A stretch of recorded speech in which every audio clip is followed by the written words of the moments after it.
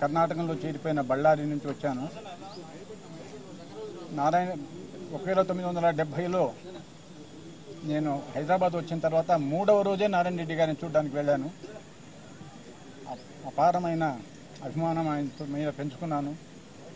ఆయన దగ్గరికి వెళ్ళినప్పుడు ఆయన పుస్తకంలోని ఒక రైతు బిడ్డగా నేను శనగ చాళ్లందు దాగిన దోస తీగలను వెదుక ఘనవేద పండితులు జ్ఞాపకము వచ్చేదరు, అవి తమంతట కనబడవు, కనిపించినా ఒక్కొక్క తీవియ శతఫల ప్రదము అని నేను చదివినిపిస్తే రైతు బిడ్డగా చాలా ఆనందించారు.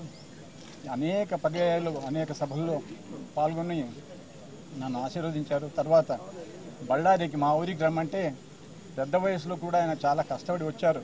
ఇష్టంగా వచ్చి మా చిన్న పల్లెటూరు జోడ రాసి కూడా వచ్చి ఒకే రోజు 5 సభల్లో పాల్గొని నన్ను బళ్ళారి వాళ్ళనంతా మంత్రముగ్ధులను చేశారు.